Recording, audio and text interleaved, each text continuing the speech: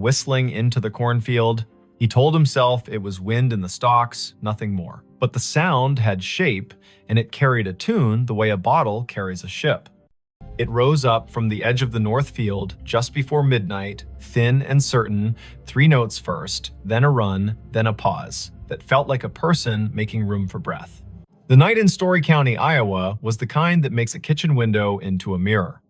He stood with one hand on the sill, the other around a chipped mug, and the whistling kept at it, unafraid to be heard. Before we begin, tell me where you're listening from and what time is it there? This was late September 2015. The day had been warm, sky rinsed clean after a brief storm, gravel roads drying into their usual rattle.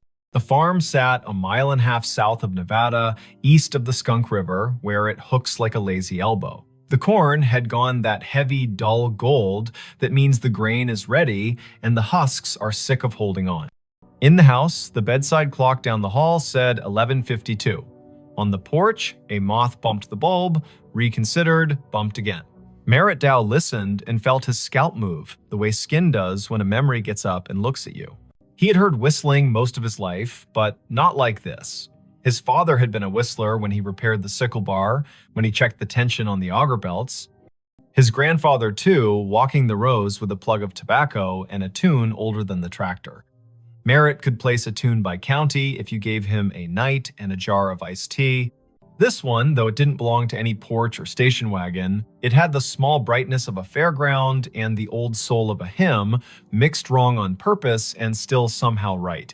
He set the mug down, pulled on his boots without bothering with the laces, and stepped into the porch light. The whistling came again, 3 notes that stepped down like someone walking off a train. He clicked off the switch. The yard went honest. The gravel drive was a gray river. The corn made its tinny rain sound whenever the breeze remembered its job. To the north, the trees along the fence line held their breath. Merritt had a habit of heading toward curiosity as if it were a calf out past the fence that needed fetching. He took the flashlight from the hook, the heavy kind with a rubber grip, and checked the batteries the way a person checks their pulse. He told himself this was neighbor trouble, or a kid from town testing bravery on a Friday dare. He told himself this was what the night does to grown men when sleep holds them by the elbow and then lets go. He told Dinah, the old collie, to stay. She licked once, turned in a tight circle on the porch rug, and stayed. He crossed the yard, past the big maple that had survived lightning by pretending it hadn't happened, and stepped onto the headland by the north field. The first row took him in like a store's door chime. The stalks were tall and dry, leaves bent into knives. The ground was soft from last week's rain and held his boot prints as if for reference. He waited for the whistling. It came from farther in now, or the rows had changed the way sound bends when it's forced to choose a path. He chose a path. He took row 18, the one that ran with the slight slope and the way water teaches roots to drink. His father had run the planter careful this spring, GPS straight when the signal behaved, by eye when it didn't. Row 18 should have held like a rail, the stalks pressed against his sleeves. The flashlight beam drew clean wood into the dark leaves, bleaching white, silk like old hair, dirt a puzzle of last year's husks, and this year's pennies of mud. The whistling stopped. He stood still. His breath sounded like someone else's in the mask of leaves. He tasted dust. He listened until listening felt like a rope he had to keep from dropping. Farther north, down toward the low spot by the drainage tile, it started again, only louder, as if the person had turned their head and decided the audience was worth the effort. Merritt moved. 3 rows over, the tram line cut across, a packed strip where the sprayer had gone in June. He took it. The corn arched overhead, leaves flicking his ears. Spiders had slung long theories between stalks. He broke them and apologized in his head. He had walked this ground every day for months, and the ground had said yes like a friend. Tonight, it felt like a cousin, a person who loves you without being sure what to do with you. He reached the low spot. The field dipped and turned its face toward the tile that ran down to the ditch. The air was cooler here, lined with the smell of black earth that keeps secrets for centuries, because that's what it was paid to do. The whistling had gone softer. A trill rose up like someone trying to make light of an apology. Merritt swept the flashlight sideways, The beam caught the blue reflection of something small and glassy. He crouched. A marble. Blue, with a pale ribbon curled inside, half under a leaf. He touched it with one finger and felt the way glass feels when it learned patience waiting inside a pocket for its chance. He stood, and the beam hit another, green this time, lodged at the foot of a stalk. He put them both in his shirt pocket without thinking which pocket meant past and which meant present. "Hello," he said. The field appreciated the effort, if the small answering hush meant anything. He wasn't the kind of man who called out names into a place that did not have names to call back. He was the kind of man who waited and then took one more step, the way you do with cattle that have decided the gate is optional. He took one more step. The ground had a memory. His boots sank an inch, then two. He pulled up. The mud let go with a sound like a low laugh. The beam found a scuff in the soil that wasn't his. It had rained the day before, a polite rain that brightened the world and left. Tracks should be fresh. This mark had a sharpness to it he didn't like. He aimed the light again. The scuff came to a point. Not deer, not raccoon. A toe of a boot slid sideways and corrected because the body above that boot had decided to remain upright. The field held that story and did not mind telling it. The whistling kept on. It moved east. Merritt moved too, allowing the rows to push him into the old waterway nobody planted because it cost more to argue with a ditch than to go around. He hit the bank and paused. The sound was close enough now to feel the mouth that made it, the slight wet at the end of notes, the breath through teeth. Above the ditch, on the fence line, a scarecrow leaned into the moon like he had been invited. Merritt had dressed him in a flannel shirt in July to keep the birds from laughing outright. Now the shirt's checks looked like an argument. The hat had blown off sometime in August. The steak had a twist in it the way wood does when it was alive and insists on a personality after. The scarecrow whistled. Merritt's body did not move in the way of cartoon men. He did not jump. He did not fling the light so hard the beam went to the stars. He stood, the way a person stands when what he sees insists on being nothing but what it is. He put the light on the scarecrow's painted mouth. The paint was flaked, the smile wrong on purpose. His father's old gloves were nailed to the crosspiece, fingers bent into permanent work. The straw at the neck had learned the shape of wind and refused to unlearn it. The tune came again from behind the scarecrow, clipped by fence wire and field. He played the beam along the fence. This line had been his grandfather's. His father had repaired it across 3 winters, one staple at a time, using a hammer that had bent 100 nails and 100 more. Tonight, a single strand lay loose between posts, a neat cut at shin height made by someone who liked clean work. Beyond the fence, the other place. Neighbors in the country are closer than people in town and farther away. The acreage to the east had belonged to the Kesslers once, then to the bank, then to a man who installed irrigation pivots with a speed that made the county whisper. Then it's Saturday. The pivot circle kept a gargoyle symmetry in the daylight and turned to bones at night. The whistling came from inside that circle, not far, an invitation or a dare. Merritt climbed the fence by habit and dropped into the tall, ragged grass beyond. His flashlight skipped over metal. The pivot tower rose where the corn had been cut early for silage. A ladder led up to a catwalk that had not been used since a summer of drought and cheap diesel. The sky put someone else's stars over everything. Under the ladder sat a cooler the color of a toy, lid askew, ice melted into a cold thought. 2 bottles lay on their sides. The labels had lost interest in staying on. He touched one. The glass was warm, warmer than the air deserved. He called out again, a different word this time. Friend. The whistling answered with the same run of notes. He followed the sound around the base of the pivot. His light found Cobb's nod down to the spindle by raccoons with principle. He found a folding chair with only 3 of its 4 screws willing. He found a playing card gone into the dirt, face down forever. He did not find a person. The corn from the other side rustled, a polite cough. He turned. A taller shadow leaned out from where 2 rows had been pushed apart. The flashlight found denim, boots, the hem of a coat cut square. A hand. The skin had the tint of rural men, year-round, sun-washed, wind-scoured. The fingers were long and still. The hand did not wave. "Evening," Merritt said. He stepped closer. The shadow stepped back. The hand slid into the rose, as if hiding from a photograph. The whistling receded down an aisle of stalks, clean and straight as a hallway. He went after it.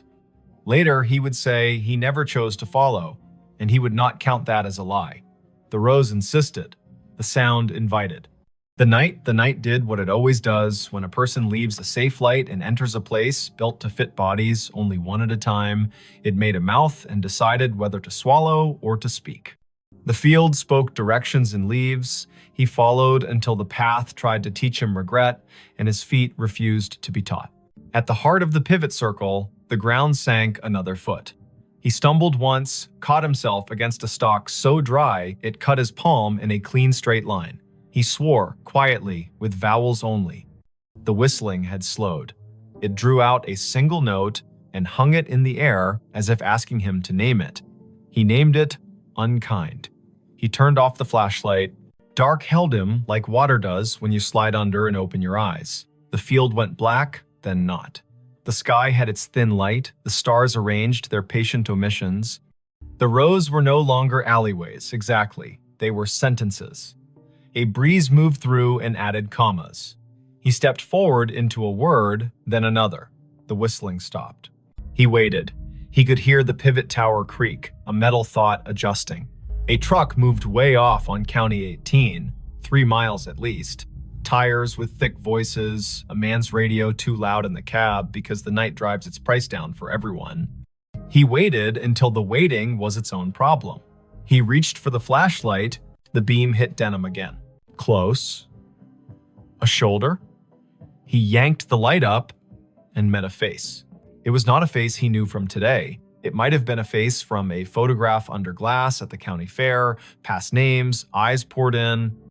The hat was the wrong cut for now and the right cut for when hats were more than hats.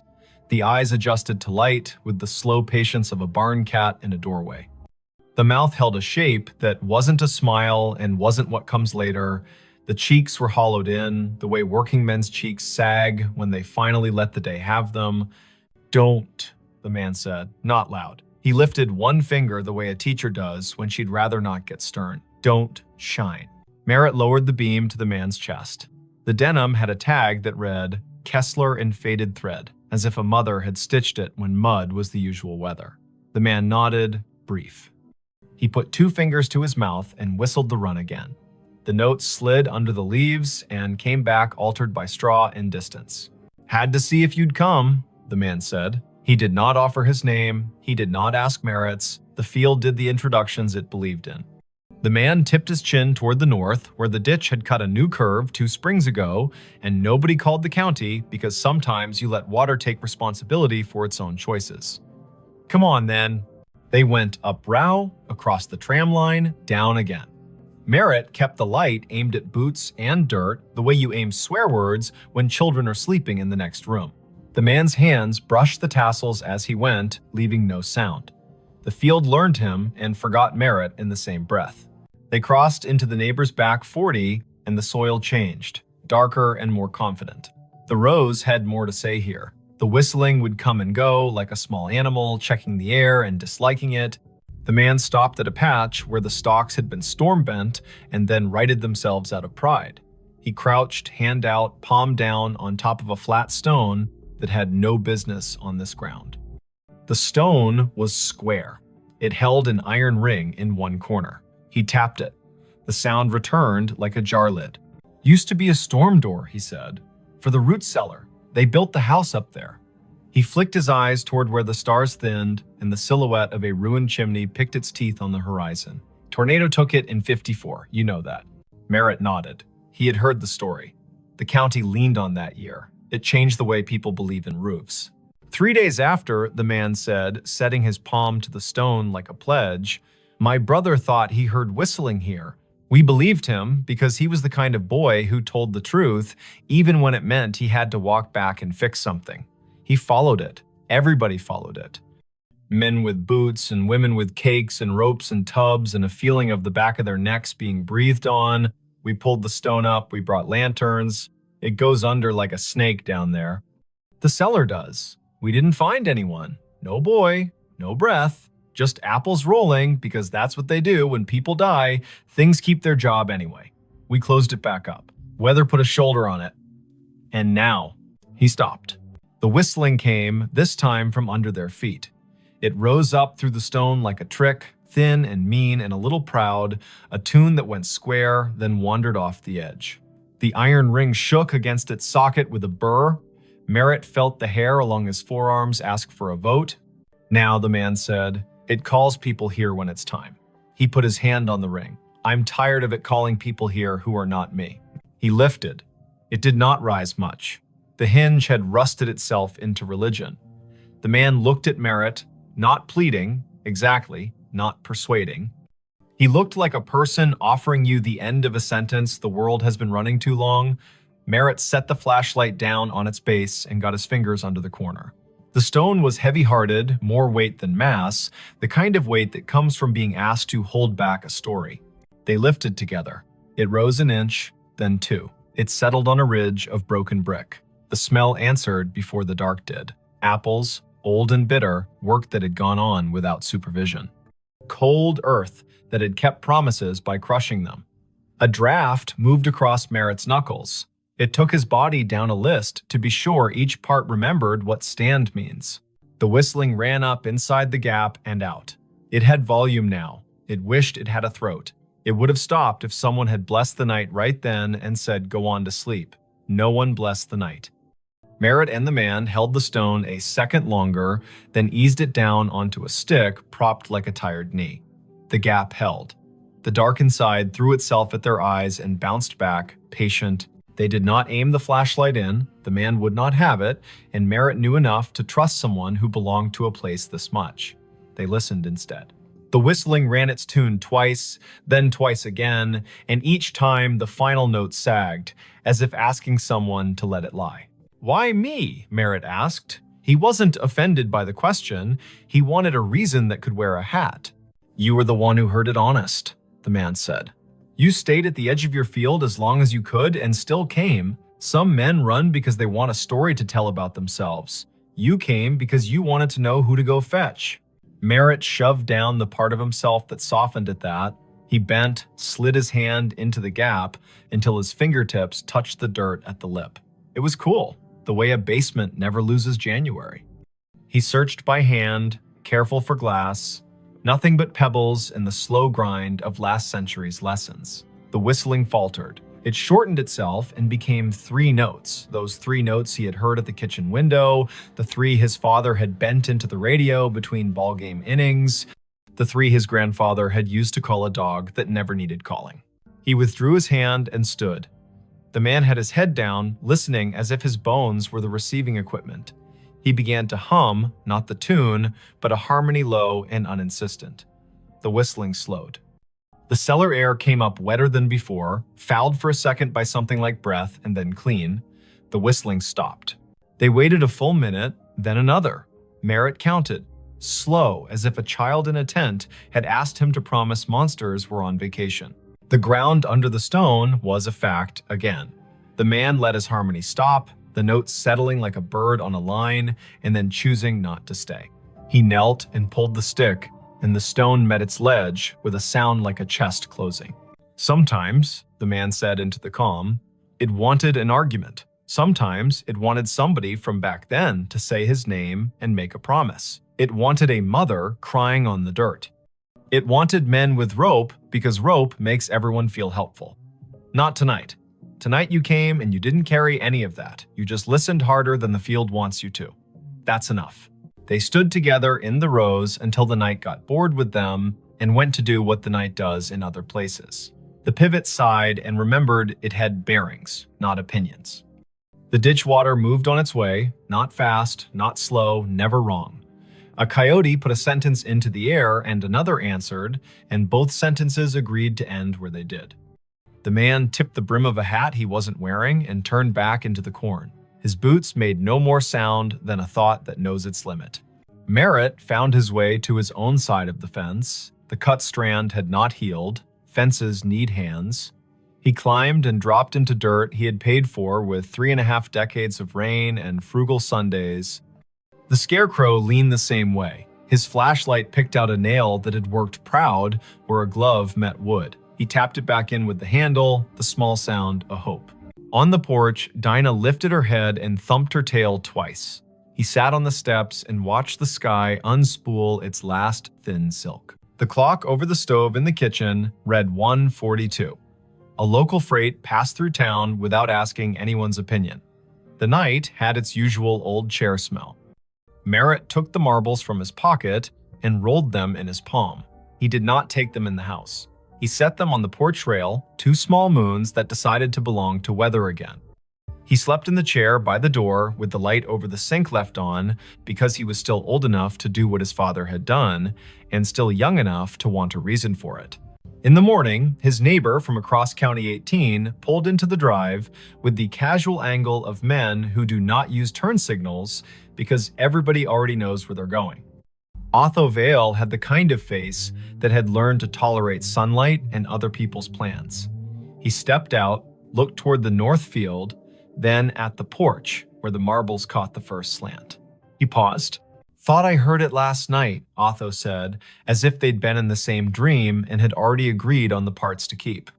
"I didn't come. I was afraid if I went, I'd bring the wrong thing with me. You go." "I went," Merritt said. He poured coffee into a cup that had chipped the day his daughter drove away, with her car full and her eyes wider than they had any right to be. He handed the cup down. "There's a stone out there. You know it." Otho nodded. "Been there longer than you and me combined. Some things are a door, and some things are the breath you take before you knock." They sat without sitting, Otho leaning on the post, Merritt half on, half off the iron chair that had belonged to his wife's aunt, and squeaked like the first word of gossip. The morning took the night apart and put it away neatly. The field did what fields do after an event. It pretended nothing had happened and invited you to harvest. By 10, the co-op truck rumbled up, the driver wearing the resigned cheer of a man who deals in averages for a living. Merritt walked the headland with him, pointed at moisture readings that lied slightly, agreed to pretend the numbers were written on a blackboard by someone with authority. He did the work. He did it until the work forgave him for wondering what else he might be supposed to do. That evening, he repaired the fence where the strand had been cut. He pulled it tight and stapled it with his grandfather's hammer because you use the tools that know your hands. He hammered in 3 staples and left one in his pocket so the fence would remember there is always one more job and it can't get cocky. He checked the pivot base out of courtesy to the machine. He replaced nothing. He spoke to no one. The sky went red behind weather stacked to the west, Kansas doing its job of sending clouds as if on purpose. For a week, the field behaved. The wind laid down its sheet music neatly. The coupe truck counted out grain like blessings. He slept at the proper times and did not wake to odd hours with the feeling of someone whistling at the edge of his life. The marbles stayed on the porch rail until a grackle knocked one off and it rolled into the peony bed and took up residence there like a kindness. The other slid into the pocket of his jacket and made friends with a nickel and a screw. On the 9th night, just after the 10 o'clock news told its last hurries, he heard the 3 notes again quiet, like acknowledgement, not summons. He walked out to the north edge and stood with his hands in his jacket, listening. The breeze had a bite, the first hard frost would be soon. He unlocked the gate at the lane and left it open for an hour, for no reason at all anyone else would endorse. He closed it again out of habit and walked back slowly, because a person should walk slowly sometimes or the land will feel cheap. He did not go back to the stone unless the sound asked, and it did not. He did, however, leave a small jar on the porch rail next to where the marbles had Saturday. It held nails, the good kind, old, with heads like pennies. Every day when he came home, he put one in his pocket, and every day when he went out after supper, he took one back to the fence line and put it in a coffee can under the Scarecrow's torn shirt. Nobody told him to. He liked the weight exchange. He liked that fences need reminding and that the world is not improved by a man who ignores a slack line because his thoughts are more interesting. October reached both hands across the month and pulled. The trucks came and went. The harvest went well enough that he stopped thinking about what could have been if it had rained 4 more afternoons in August. He slept, he woke. The whistling did not return in any way that made him leave his chair. He began to tell himself he had imagined a portion of it, as a man will do when a thing does not ask for money or apologies. Near Halloween, his daughter called from Cedar Rapids, a night shift at the hospital, voice folded with fatigue and the kind of joy that remembers to leave room for the day. He told her about the fence and the harvest and the brakes squeal on the auger wagon that he had decided to live with until January. He did not tell her about the cellar. He would, maybe, when she brought the little boy down for Thanksgiving and they stood by the ditch and talked about frogs like a miracle. He would, maybe, if the field asked them both. In late November, after the last corn went into the bin and the bin talked in its sleep, the county put on its winter color. The field showed ribs, the ditch showed its honest bottom. The wind took one of the scarecrow's gloves, and Merritt did not replace it because some things are beautiful at half done. He walked every line of his ground one afternoon with the sun low and the temperature willing. At the fence, by the pivot circle, under the coffee can where he had been giving the fence its nails, he found a small thing. A train ticket for a child, maybe, not used, edges scrolled by, damp and patience. The print read, Nevada to Ames, 2 bits. He turned it over. On the back, someone had written 3 notes the way some people know and others never will, little ovals marching up and down a ladder of lines. The ink had migrated slightly into the paper, the way memories do in older heads. He put the ticket in his pocket with the nickel and the screw and the marble that had refused the peony bed. He looked toward the stone without moving his face much, because a person does not want to give a field reason to brag. He said thank you into his jacket as if the cloth were a helper. He walked home. Winter did what it does. It scoured the county down to the essentials. It made the roads into suggestions and the kitchen into a chapel. It put the sound of the furnace into his bones and the number of snow shovels in the garage into a bigger argument than necessary. The whistling came once or twice in a blow that turned the mailbox into a hooded thing, and when it did, he stood at the window and let it be. The way you let a neighbor sing one verse of a song you only half like because he is your neighbor, and you hope the reverse is also true. When spring returned, hesitant and then reckless, he walked out to the stone once in daylight. He stood there like a person does when he's about to open a letter he has already read. He put his hand on the iron ring, and the ring chose not to move. He felt only cool metal and the idea of a door. He said the name of the boy he thought must have once practiced whistling there, not loud, not soft. He thanked the man with the Kessler tag for nothing and for everything. He went home and planted, because that is the part of the story a farm writes to remind itself the ending belongs to the ground and the beginning belongs to the same. If you ever hear 3 notes carry clean from a field at midnight, and you are the kind of person who can tell the difference between wind and a message, remember this. The first step into the rose is a promise. Don't make it if you intend to perform yourself for the dark. Bring only your boots, your breath, and your willingness to be the person who will go fetch, not the person who will tell about fetching. Don't shine your light straight into old places unless someone who belongs to them asks you to. Lay your hand flat on what needs closing. When a tune that has wandered too long finds its last note, let it. When a door that has been heavy learns again how to rest, do not hire that door for different work. There are states where cornfields wear their ghosts like belts. There are ditches whose water knows the names people set into it. There are stones that have been held down by weather and held up by stories. There are men who can whistle and men who cannot, and both kinds do well if they listen. And sometimes, in a county that owes as much to wind as to family, a man with a flashlight and an old dog asleep on the porch will follow a tune into the rose and come back, having left something that doesn't need his hands anymore. When he sits down again, the chair will squeak in the key the field prefers.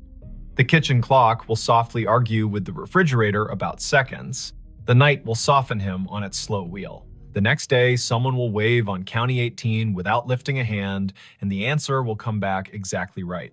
And somewhere beyond the line where 2 quarters meet under a fence, a stone will find it easier to be a stone because 2 men lifted it once, together, and then set it down the way the land asked. The hotel room that prints receipts at 17 amperes. M. The first night, the receipt printer woke her. It coughed once in the dark, warmed its little brass roller, and began to spit out a strip of thermal paper that glowed faintly like a cigarette behind cupped hands. The room clock said 2:17 in pale blue digits. Vesper Klein lay very still in bed 5B at the Scissortail Hotel, a brick-walled midtown remnant on North Boston Avenue in Tulsa, Oklahoma, and listened to the tiny buzz and chirp as the machine printed, paused, and printed again, as if it were resuming a conversation it had been having without her for years. Before we begin, tell me where are you listening from and what time is it there? She had checked in late after a client dinner that went long on promises and light on dessert. The year was 2019, early November. The air outside clean after a narrow band of rain slid through, and the sidewalks shone like varnished stage floors. Vesper was 33, a freelance systems tech who patched networks for small hotels that couldn't afford to be down and couldn't afford to hire someone full-time.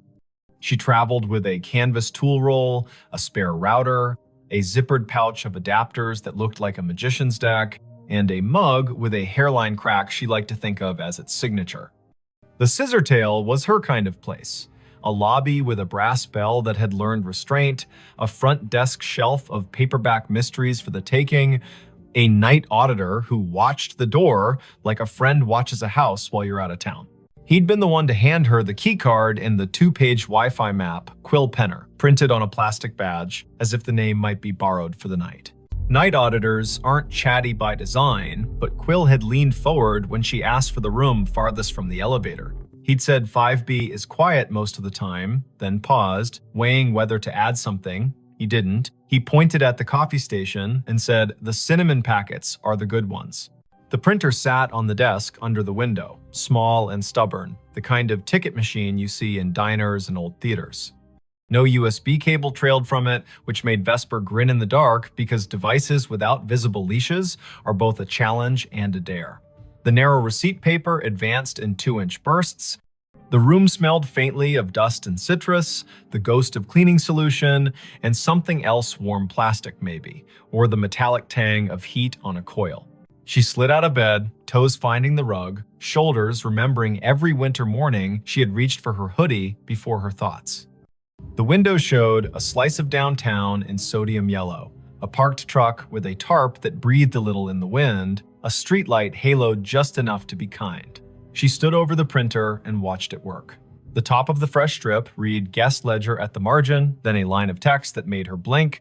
Check-in, Harlan Row, rate $14.50, room 5B arrival, the 12th of October, 1958, comments, 2 pillows only. The paper was unbrowned, the font bold. She knew thermal stock fades to beige with sunlight, goes blotchy with time, and curls if you leave it near a vent. This looked new, but the data was from a year you had to say out loud to make it believable. The printer hummed again and produced another line. Check-in, Odetta Meyer. Rate, $12, room 5B. Arrival, the 4th of May, 1957. Comments, traveling with songbooks. She tore the strip and laid it flat on the desk, then pressed a finger to the cool plastic of the printer, as if touch might confess what the eye couldn't. The machine did not shake. It simply waited, polite as a clerk, with more to say. At 2:23, it stopped. A little green light near its only button winked twice like a made-up code. Vesper set the paper on a coaster, lay back down, and stared at the ceiling where the streetlight's slatted glow made a grid like a rehearsal. In 2 minutes, the heater clicked, the mini-fridge answered with its own throat clearing, and her body did the sensible thing it does when a problem cannot be solved and the hour is improper, it slept. Daylight always rationalizes the night.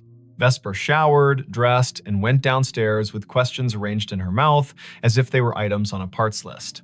Quill stood behind the desk with a pen balanced across his knuckles like a small seesaw. Room 5B printed receipts at 2:17, she said, like a person reporting a minor plumbing miracle. She slid the strip across, he read it, eyes moving left to right once, then again slower. He did not touch the paper, as if touching would make him complicit in whatever time wanted. He leaned in. You know how old buildings have old anchor points? You hang a new painting, but the wall still remembers the nail. He lowered his voice. That room was a manager's office back when this place was the Francis Motor Lodge. They kept a ledger in there, typed out receipts on a half-width machine bolted to the desk. At close, they printed a roll of check-ins for the night, tore it, and rubber-banded the strip to the hardback ledger. Quill tapped the counter. Once, twice.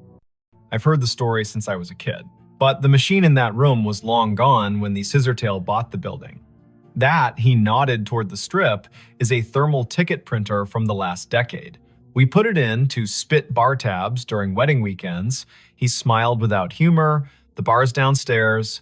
He told her what he knew, which was more than most people get for free before 10 in the morning. 2 nights a month, irregular but stubborn, the printer in 5B came alive at 2:17 and printed names from when the room was an office, and the office took cash, and the cash came with a handshake, and sometimes a song. Housekeeping had tried unplugging it, but the little machine held on to its paper and its green light like a dog holds a ball. Engineering had replaced it with a new unit. The new unit learned the trick too, as if the wire in the wall had a voice. Once, a manager put the printer in another room. It printed in the other room. At 2:17, Vesper asked the question an auditor would ask, "Why 2:17?" Quill lifted a shoulder. Night audit on the old system rolled at 2. The manager, a woman named Adelaine Merritt, he wrote in her diary, he gestured toward the wall where black and white photos of the old Francis hung in frames. The audit took 17 minutes most nights because the room charge calculation was slow. He winked, a habit to soften hard edges. That's what the Haunted History Tour says anyway. My grandmother worked housekeeping here in the 60s. She said Adelaine was the kind of woman who could silence a room by looking at a clock. Quill slid the strip back to Vesper.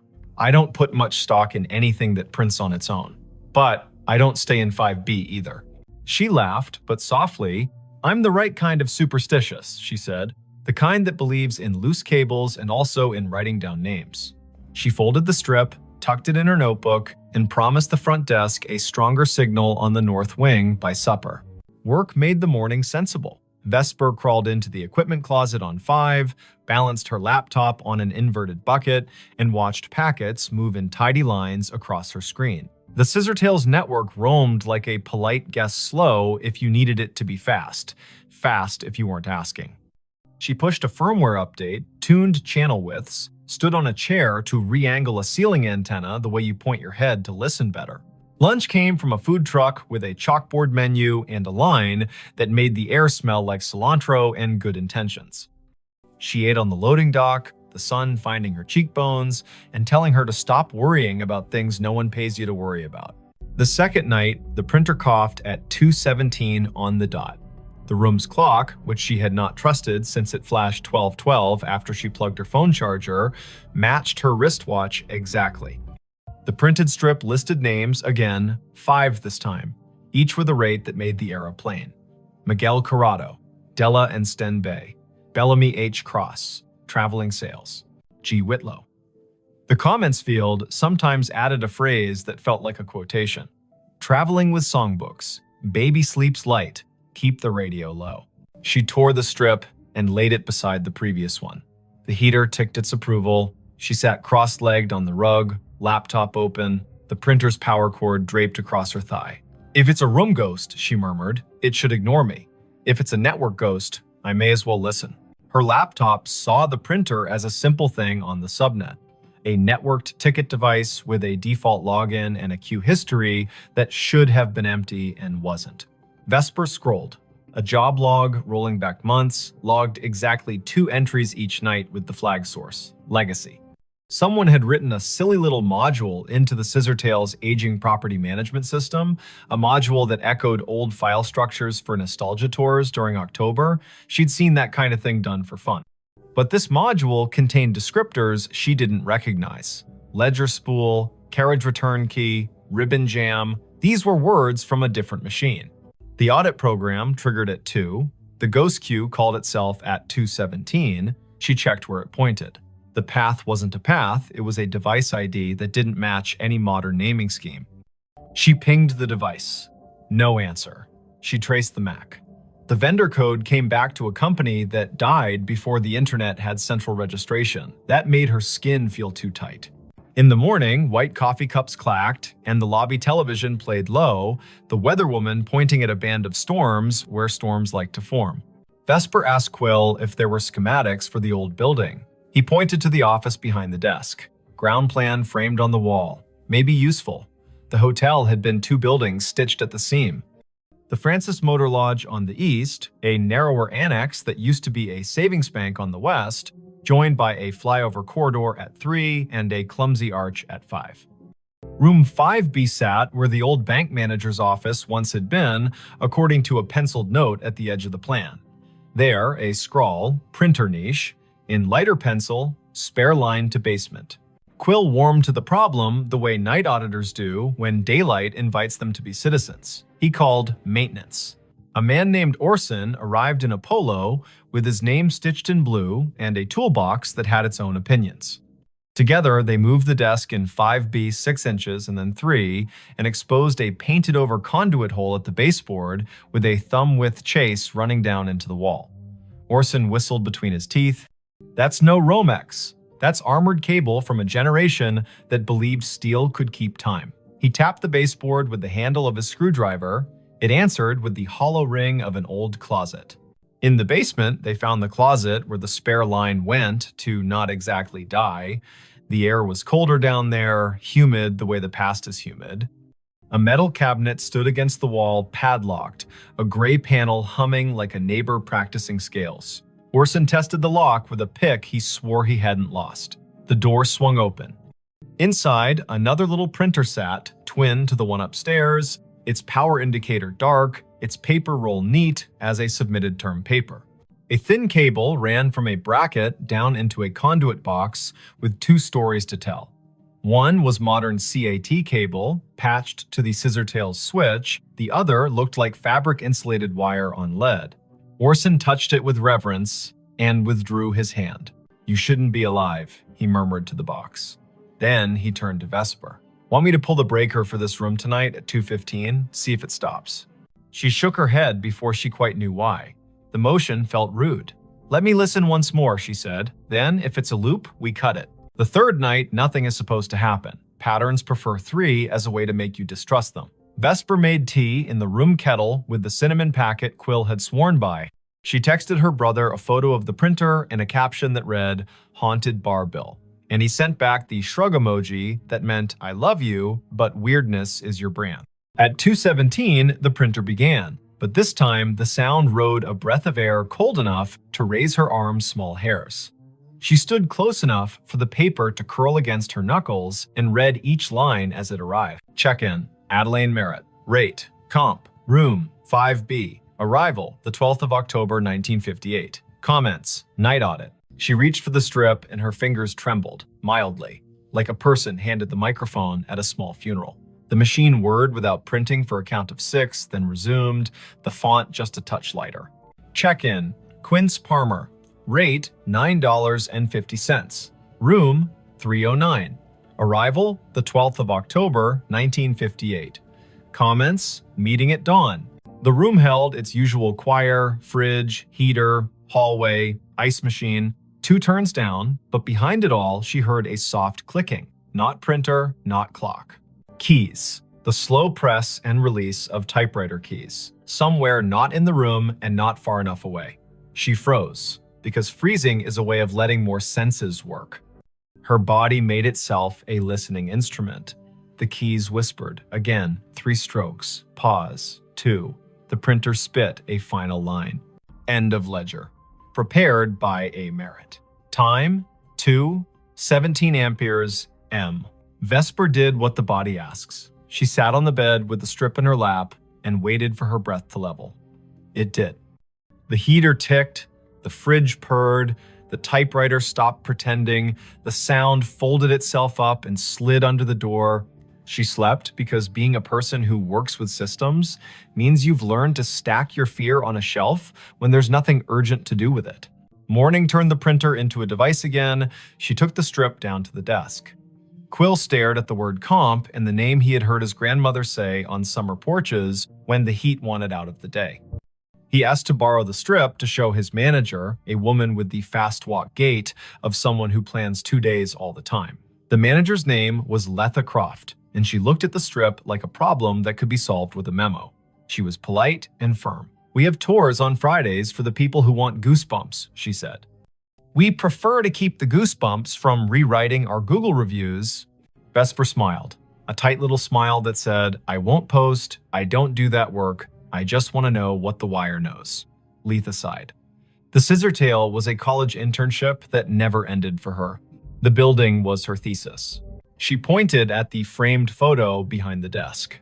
Adelaine Merritt, hair pinned like a decision, stood at a wooden desk the size of a Buick, hand on a ledger book, face turned to a camera that had learned to respect her.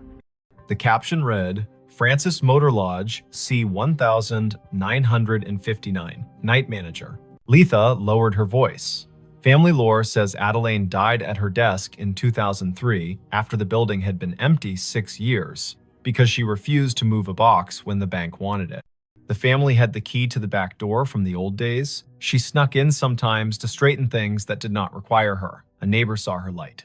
By the time anyone checked, the coffee had gone cold and she'd written the date on a yellow legal pad with a line under it, like an anchor. I don't know if the story is true. I do know names have a way of using rooms until you say them out loud, and then they rest. That afternoon, Vesper sat on the floor of 5B with her laptop and a coil of patience. She sniffed the packets between server and printer and saw the little ghost job present a string of bytes at 2 minutes past 2, announce itself as ready at 2:16, and request the queue at 2:17 with a line that included a date spelled in words, not numbers. October 12. She set a capture to record it tonight. She did not know what she would do with the proof, but the act of capturing felt like putting a box around a wild thing without requesting its death. The fourth night, she did not sleep. At 2:16, the room gathered itself. At 2:17, the printer began. The first name landed like a quiet gavel, Harlan Rowe. Again, as if the ledger wanted to list the set that belonged with the date, as if the building had a playlist for that night and needed it to end correctly. The second name, Odetta Meyer. The third, Quince Palmer. The machine word, then it printed a line that wasn't a line she understood. Checkout, A. Merritt. Time, 2:17 amperes. M. Balance, $0. Drawer, locked. The room changed temperature by a needle's width. The way a body registers changes a thermostat does not. The typewriter sound returned, louder, as if the keys had moved closer, as if someone had rolled the desk chair to the doorway. Vesper stood. The bathroom light made a rectangle on the carpet. She turned it off and let the room be only the room. In the dark, a kind of courtesy arrived. She spoke to the space like a person speaks to a skittish animal. "I hear you," she said softly. "I see what you print. If you're finishing something, finish. If you need a witness, I'm here." The keys worked once, gently. The printer fed a final inch and stopped. The heater clicked off as if called on. The fridge made a small, delighted sound, the way fridges do when they extract a victory from physics. Vesper lay down slowly, like a person trying not to wake a toddler, and watched the window make a square on the wall. She did not sleep much. She did not feel punished by that. On Friday, Quill called his grandmother. She came in with a smile that wore 80 years as if they were a favorite cardigan. Her name was Thalia Penner. She had hands that did hair buns right the first time and eyes that counted change without looking. She stood in 5B and curtsied to the air, lightly, like a joke only the past finds funny. She pointed at the baseboard where the printer niche had been long before this printer knew it was one. And she told a story the way people in the middle of the country tell them, in straight lines, with pauses for the parts that don't quite behave. Back when the Francis was a stop on the oilfield run, she said, Adelaine kept books for men who couldn't read receipts and kept rooms for women who didn't need to be asked why they traveled alone. She printed the audit every night, tore the strip, tucked it under the ledger ribbon, and locked the drawer. Her niece said she was proud of how long she could do the math in her headroom tax, city tax, discount for the flood man whose boots never dried. When the hotel closed in 1997, Adelaine kept a key. In 2003, she came in one last time to make the numbers even. She wrote the date, she drew a line. She put her hand to her chest like she was looking for a pen and fell as neat as folding a shirt. The firemen took 10 minutes to arrive. I put flowers on the door, and then the bank put a new lock on the door, and then time put dust on the lock and years on us all. Thalia reached out and touched the printer as if it were the hem of a dress in a department store window. Adelaine believed in drawers that closed, she said. It sounds like over again at 2:17, she gets to do that part, finish the roll, tuck it in, say goodnight to accounts. She is the kind of woman who would find that worth doing. Vesper spent Saturday building a workaround that no manager had asked for and no ghost could be fooled by. She pre-programmed a rule in the printer's network profile. At 2:16, the device would capture its own print job to a text buffer and email it to a special address she made for the Scissortail historian. Proof for people, paper for the room. At 2:15, she and Orson stood in the basement closet like two burglars having second thoughts. Orson touched the breaker switch. He looked at her. She did not nod. He did not flip it. Upstairs in 5B, the printer coughed, purred, and worked. Down here, the old gray panel vibrated, soft as sleep. At 2:20, Vesper's email pinged her phone with a single message. Subject, ledger. Body, 3 lines. Names, rates, the comp, the sign-off. Prepared by A. Merritt. Time, 2:17 amperes. M. She did not sleep that night. She didn't mind. She lay on the bed, hands behind her head, and watched the room recede from what rooms are in daylight containers, shelves, angles, and become what rooms are when you let them be churches. Limits, repetition, silence between notes. She thought about drawers, about the way her work was mostly closing things in the right order so strangers could open them and recognize what they saw. About how a hotel is a machine for forgiving you for not being home. On Sunday, she checked out. She left a thank you envelope at the desk with Quill's name written in neat engineer's block.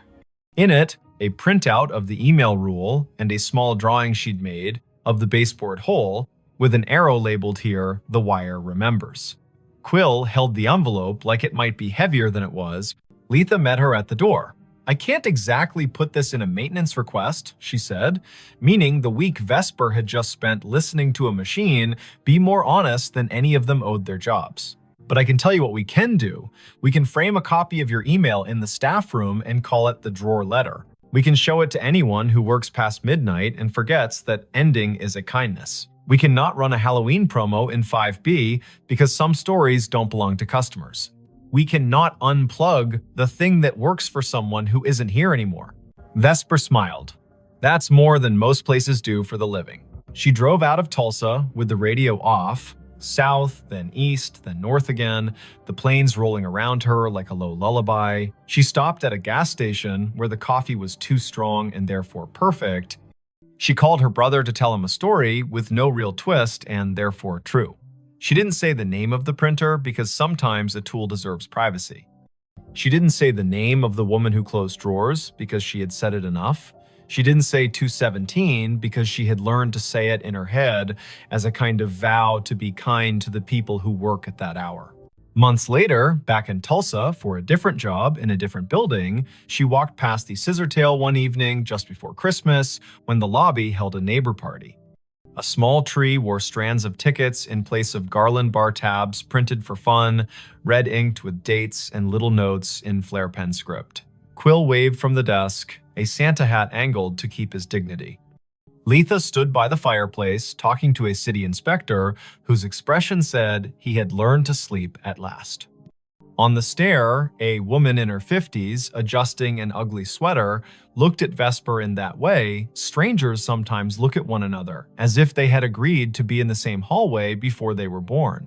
Vesper stopped in for a minute. She drank cider from a paper cup.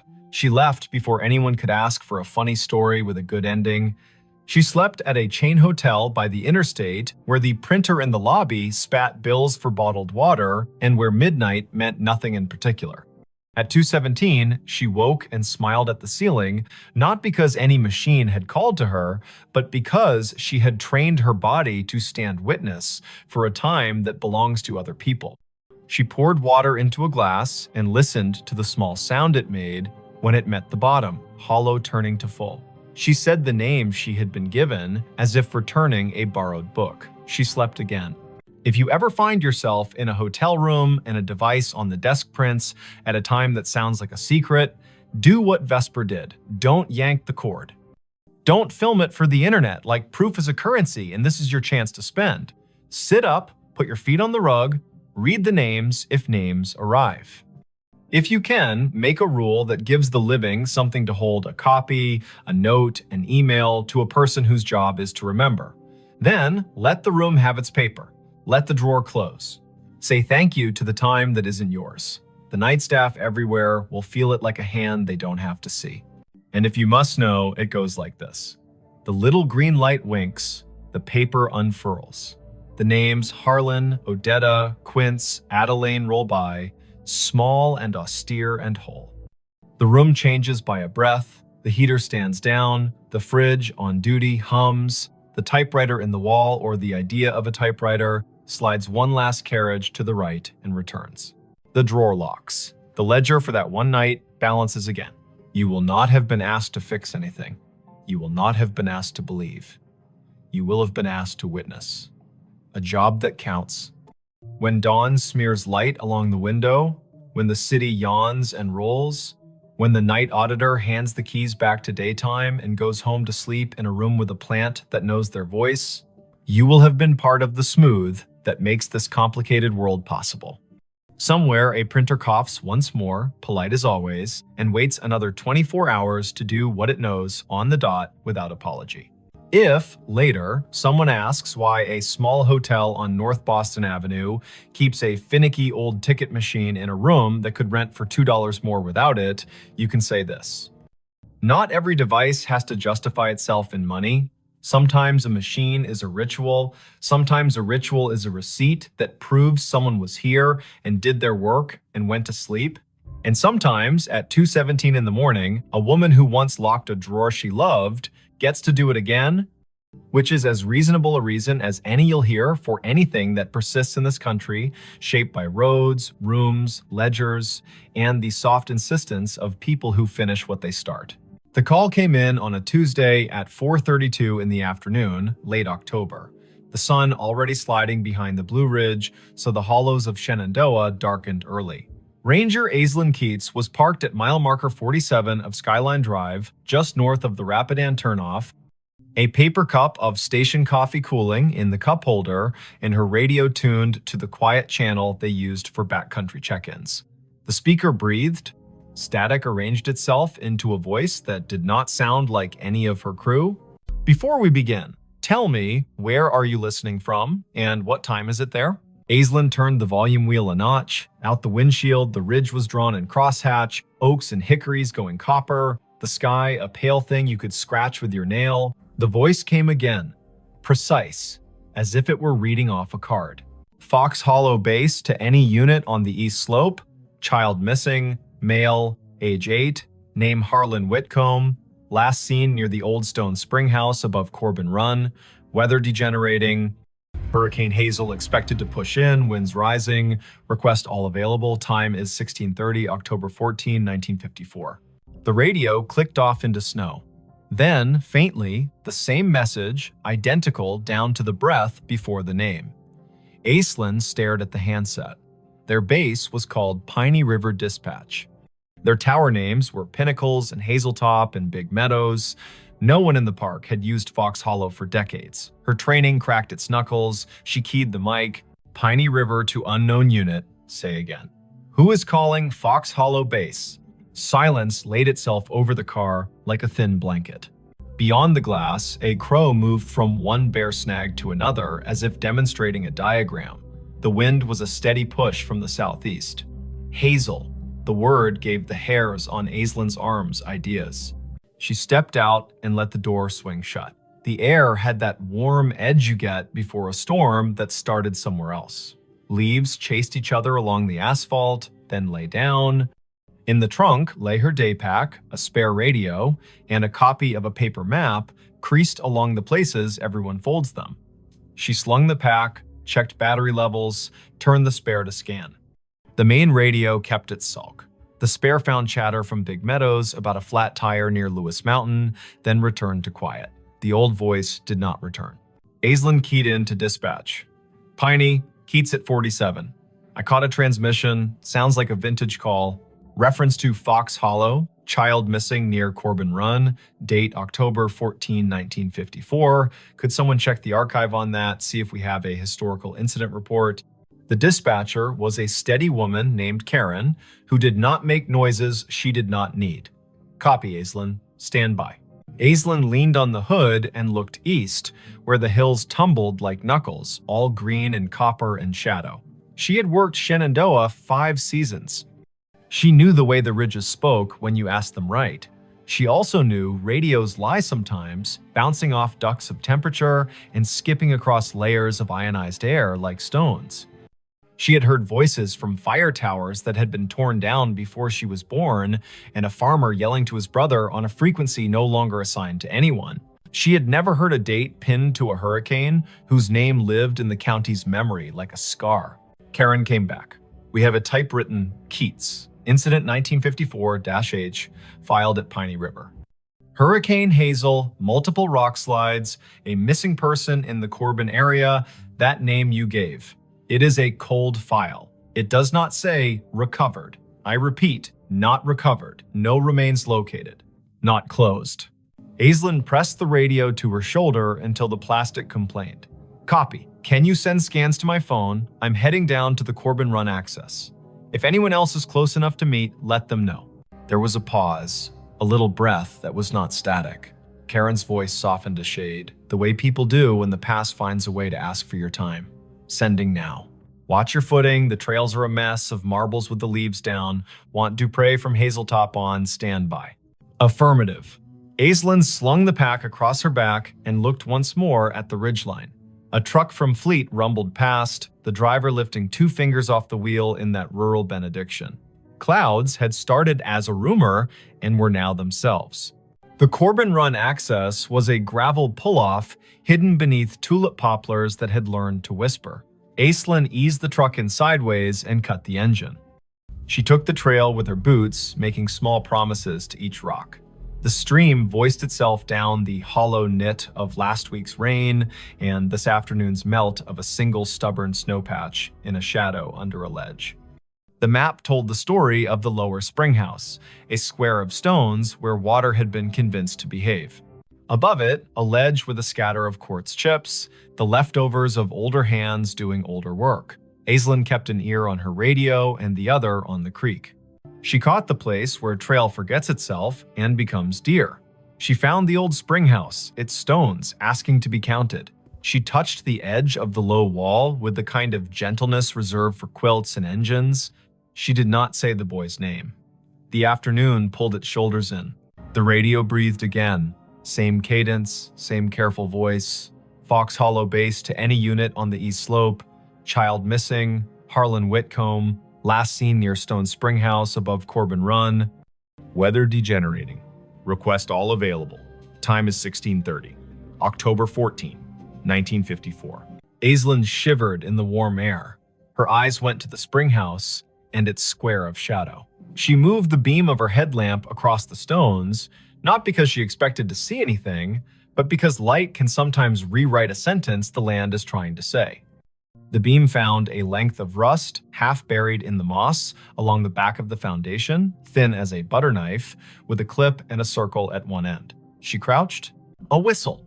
Army surplus, by the look of it. She teased it free, the moss unwilling to let it go. The metal had pitted and softened into a river-colored thing. She wiped it once against her sleeve, then regretted the act. Her radio clicked and made a sound she had not heard in years. A squelch from another era. Karen came back on. Keats. Dupre is on the way from Hazeltop Tower, 20 minutes if the drive is kind. Archives show the boy was last seen by his father near the spring house, yes. The father left him to fetch his jacket from the car. Weather shifted, heavy gust pushed through, child gone when he returned. Tracks lost near the ledge above the run. 2 days of cruise, then Hazel brought the flood and they stood them down. The file has letters from the mother, 2 years after, asking if anyone found anything she could hold. Answer stamped no. Aislinn looked at the whistle in her hand, then at the spring that fed the run. The water wore a sheen of leaves thin enough to count. She keyed the mic. Found a whistle near the spring house. Will bag it. Doubt it has any forensic value after 6 decades, but a photograph might matter to someone. As she spoke, a figure eased out of the trees upstream.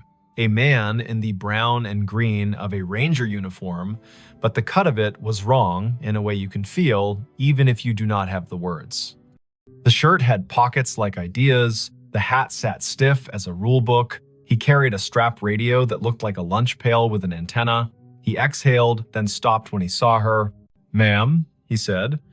There was a formality in the syllables, like church on a day that hurt. "We're sweeping the east slope." The boy's father said he was right here. He pointed at the stones, as if pointing could anchor the earth. Aislinn stood very still. The man's face had the smoothness of someone who had not yet had reason to learn what whiskey was for. His name tag said M. Elwood. His shoulder patch bore an American shield with a tree she did not recognize. He glanced down at her radio and then at the whistle in her hand.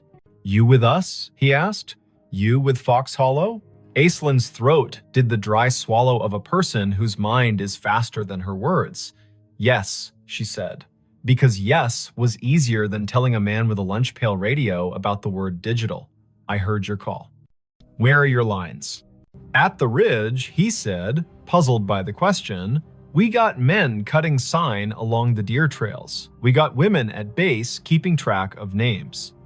The disaster man out of Charlottesville told us Hazel will give us until dawn and then gone." He looked past her to the ledge, his jaw a small square against the warm air.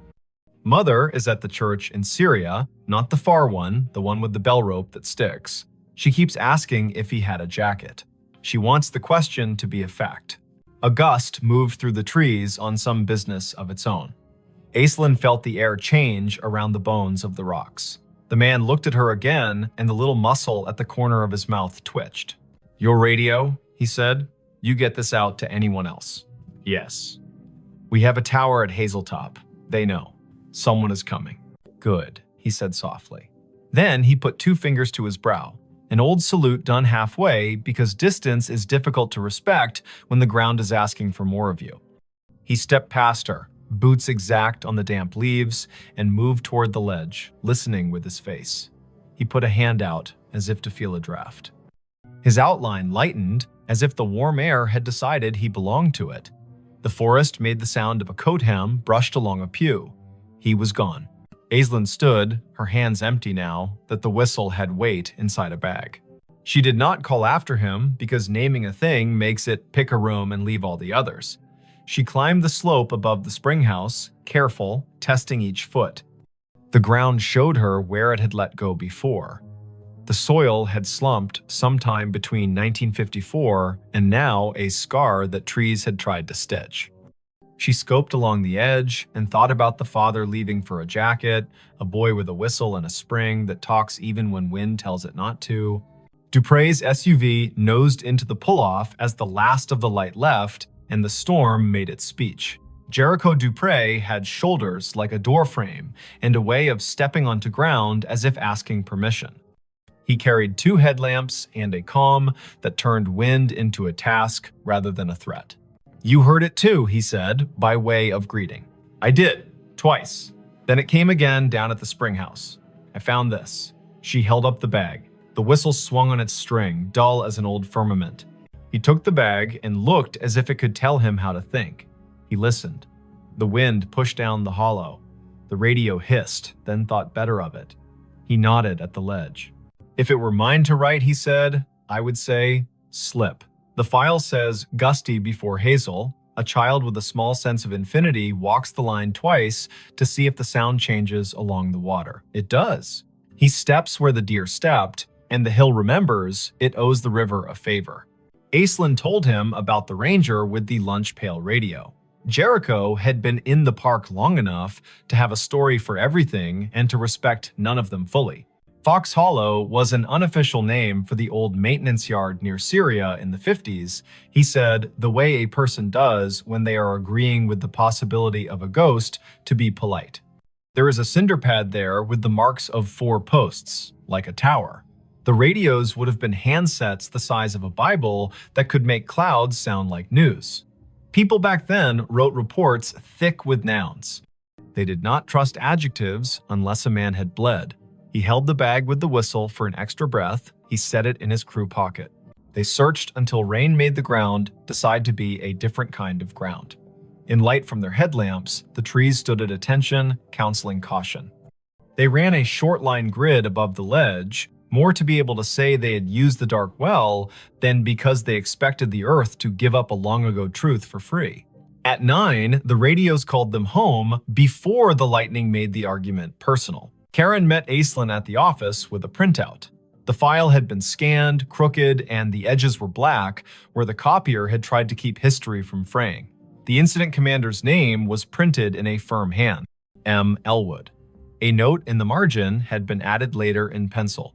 Mother moved to Luray in '67, father deceased, no closure letter sent. The pencil note was signed with a small initial A and a dot. Aislinn slept at the bunkhouse with the radio on her nightstand like a dog. She dreamed that paper flapped along a clothesline strung between trees, and she walked the line, reading every letter, her feet lined up on the rocks of the run, the paper turning to leaves as she read. At 3 in the morning, she woke to the noise a storm makes when it finally accepts its job. The world beyond the window went white, then black, then white again. She turned the volume down to half. She watched the rain write gloss on the sill. The radio stayed quiet.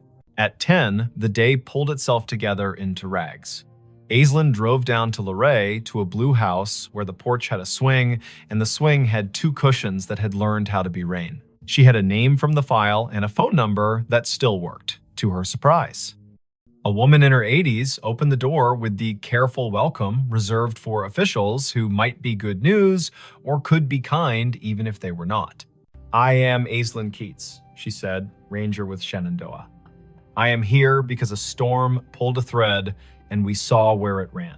The woman corrected her posture and straightened the collar of her cardigan as if a story would take her picture. "My name is Tilda Whitcomb," she said. "We did not know how to leave him there, so we stayed. I have a loaf of banana bread that forgot the raisins on purpose if you are the kind of visitor who does not mind crumbs." Aislinn sat at a round table so clean it looked like a rule. The banana bread was honest, the tea was strong. Tilda put her hand on the tablecloth and kept it there as if the cloth would be steadier if it knew she was not going anywhere. She said the name Harlan like a stake you drive into ground so the tent knows where to stand. "He whistled 3 notes, Tilda said. "The tune the train plays when it comes into Luray, because his father used to take him to the crossing, and they would wave at the men who stand like saints. 3 notes, and then he would laugh, because he was practiced at laughing. The wind took the notes and did not give them back. My husband ran to the car, and the sky changed. They told him on the radio he had until morning. You can live your whole life in a sentence like that." Aislinn put the bagged whistle on the table. The string looped like a sleeping thing. Tilda did not reach for it. She looked at it as one looks at an old photograph that has learned how to move. "I did not get a letter," she said, and smiled small to prove she was not accusing. "I understand how papers behave. I was a clerk before my hands forgot to love the carbon paper. I suppose I wrote a letter in my head every day for 2 years. Then I stopped asking out loud. You cannot keep asking the same question without turning into a different person." The whistle sat, silent, older than most of the kitchen. Tilda looked out the window, and the window looked back. A red cardinal landed on the feeder and told everyone, rudely, that it had arrived. Tilda laughed at the bird, and the laugh made her look like a photograph of herself. Aislinn asked about the ranger named Elwood. Tilda's eyes softened. "Martin Elwood went to our church," she said. "He was the kind of man who knocked on the door with his hat in both hands.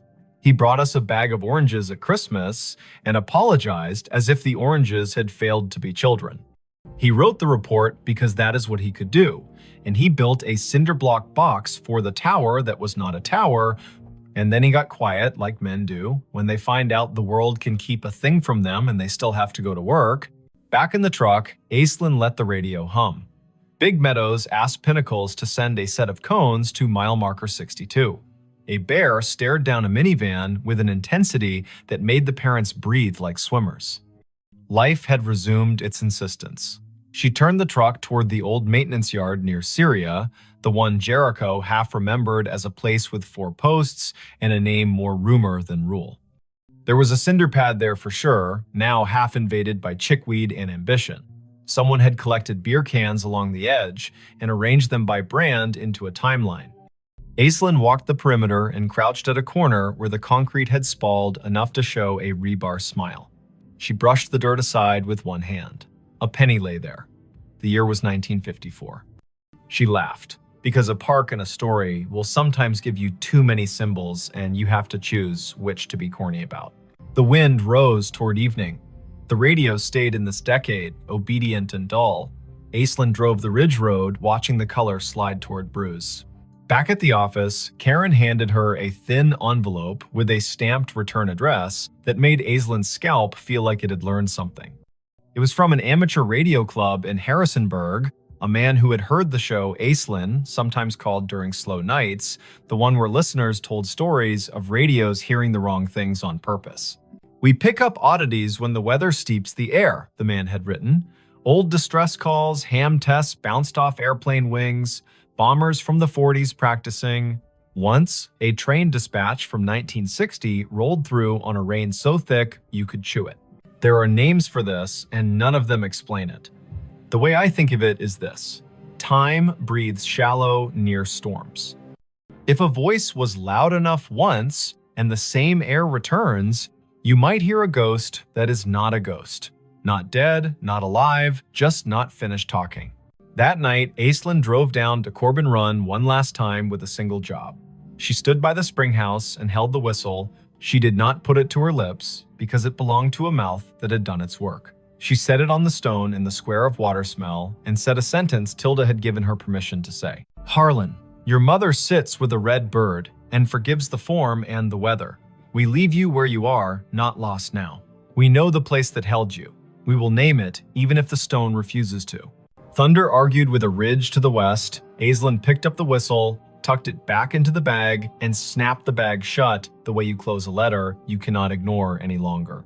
Her radio breathed and then found words. "Fox Hollow Base to any unit on the east slope. Search secured. Weather has moved us. We will resume when it lets us. Families headed to shelter.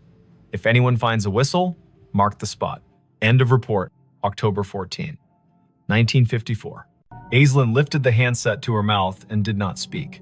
The silence she chose felt like respect, not fear. She held the radio until the voice faded into the music of rain.